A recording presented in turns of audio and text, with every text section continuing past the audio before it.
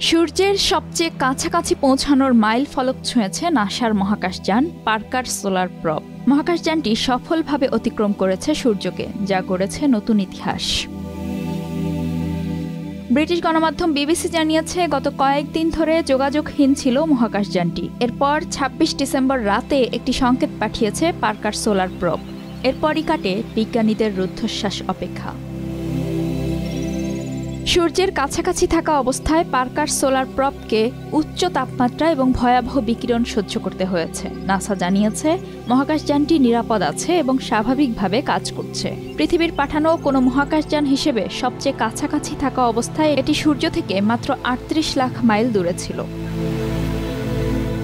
এই দূরত্বের বিষয়টি ব্যাখ্যা করতে গিয়ে নাসার বিজ্ঞান বিভাগের প্রধান নিকোলা ফক্স বলেছেন, আমরা সূর্য থেকে ৯,৩০,০০,০০০ মাইল দূরে আছি। যদি আমি সূর্য এবং পৃথিবীকে ১ মিটার দূরত্বে রাখি, তবে পার্কার সোলার প্রব সূর্য থেকে মাত্র ৪ সেন্টিমিটার দূরে, তাই এটি সত্যিই খুব কাছাকাছি। বিবিসি জানিয়েছে, মহাকাশযানটি ক্রিসমাস ইভে সূর্যের বাইরের আবহমণ্ডলে প্রবেশ করে। এ সময় এটি প্রচণ্ড তাপমাত্রা এবং তীব্র রশ্মির মুখোমুখি হয়, যা সূর্যের কার্যপ্রণালী সম্পর্কে জ্ঞান বাড়ানোর জন্য একটি বড় পদক্ষেপ। একই সঙ্গে নাসা জানায়, এই নিকটবর্তী পর্যবেক্ষণ বিজ্ঞানীদের সূর্যের অঞ্চলগুলোর গরম হওয়ার প্রক্রিয়া, সৌরবায়ুর উৎপত্তি এবং দ্রুতগতির কণার গতি বোঝার সুযোগ দেবে। পার্কার প্রব দ্রুত গতিতে সূর্যের দিকে এগিয়েছে। এর গতি ছিল ঘন্টায় ৪,৩০,০০০ মাইল। এই গতিতে লন্ডন থেকে নিউ ইয়র্কে যেতে মাত্র ৩০ সেকেন্ড সময় লাগবে। নাসার বিজ্ঞানীরা পার্কার প্রবের কাছ থেকে সংকেত পাওয়ার জন্য ক্রিসমাসের সময় খুব উদ্বেগের মধ্যে ছিলেন। ডক্টর ফক্স বলেন, আমরা এটি কঠিন পরিস্থিতির জন্য তৈরি করেছি। এটি অত্যন্ত মজবুত মহাকাশযান। ২০১৮ সালে পৃথিবী থেকে সূর্যের উদ্দেশ্যে যাত্রা করেছিল পার্কার সোলার প্রব।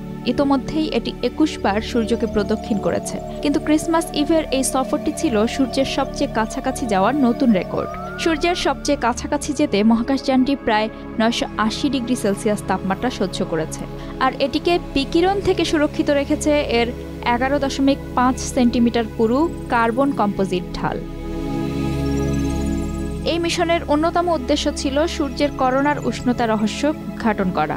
ওয়েলসের 5th স্টার ল্যাবসের জ্যোতির্বিজ্ঞানী ডক্টর জেনিফার মিলার্ড ব্যাখ্যা করেন, সূর্যের পৃষ্ঠের তাপমাত্রা প্রায় ৬,০০০ ডিগ্রি সেলসিয়াস, কিন্তু এর করোনার তাপমাত্রা লাখ লাখ ডিগ্রি।